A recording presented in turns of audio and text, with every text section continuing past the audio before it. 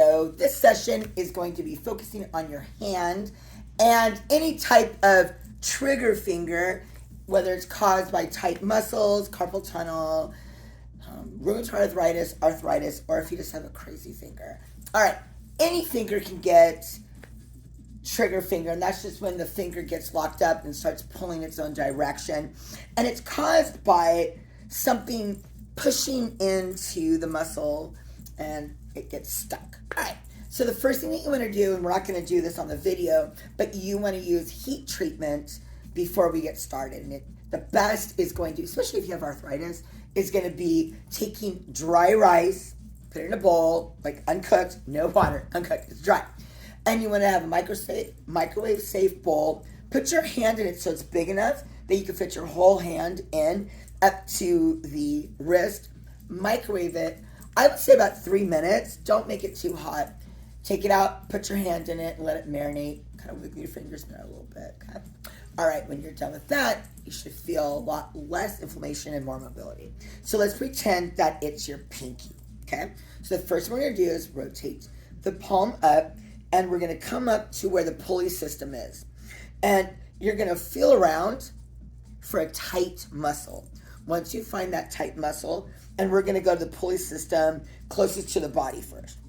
And you're going to find that position, and you're just going to apply pressure and little circles. Now listen, it's going to feel bruising, but you don't want to have a death press on it. If you do, it's going to cause more inflammation. All we're trying to do is just loosen up the pulley. Okay? Then we're going to go to the outside of the forearm. And if there's something there, do the same thing. If not, it's not tight. All right. Now, go back to the one that was tight, and we're just going to come down with the thumb, pushing down towards the wrist. Okay. All right. Now, we're going to pretend it's the pinky. So we're going to take our thumb of the opposite hand, and we're going to put it between the two joints. Find that area, and we're just going to kind of wiggle in there, kind of push them apart, push them apart. Okay. Now we're going to go little circles, and now we're going to kind of push the two bones together, apart rather.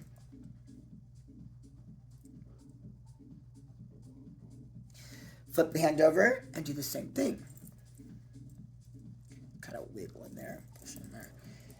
Now, in this position, we're going to keep the thumb pressure pushing the joint out, okay?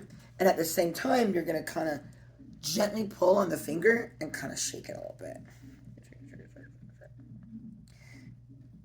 On the top of the hand, you're going to feel the two bones, and we're just going to slide in there.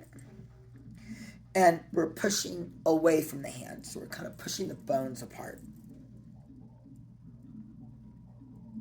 Now let's do the same thing on the inside. You're going to come down on the joint. All right. If you're using your fingers, you're going to stretch just the fingers, gently, not the thumb. But if you just did your thumb, you're going to stretch gently, just the thumb. If you're doing both of them, do the fingers first and then the thumb. So you can repeat this process for any trigger finger you got on either hand. But remember, heat comes first, then the release of the pulley, then you're going to do the inside of the palm. You're going to go between the two knuckles. So if you have the middle finger, you're going to have two sides of that finger. The thumb and the pinky, it's just one. So you want to go in between both. So if you have the finger that's in between fingers, you have to do both sides. Same technique, palm and the top of the hand. Do this every single day, regardless, because that way it's going to help make the muscles not get so tight. So try to avoid having too many episodes of a trigger finger.